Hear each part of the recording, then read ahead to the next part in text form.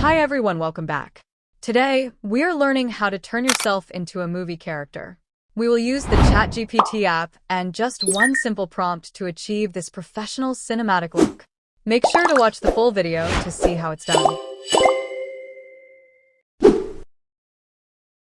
First, open the ChatGPT app. Tap the plus button at the bottom and select Create Image. Then, tap the plus button again to open your gallery and upload your photo. Second, after your photo is uploaded, paste the specific prompt into the chat box. I will show you where to copy this prompt later in the video. After you paste the text, just press the arrow button and wait a few moments for the AI to generate your image.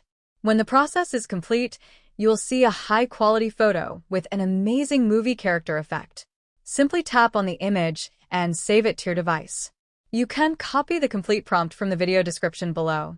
Please leave your feedback or questions in the comments.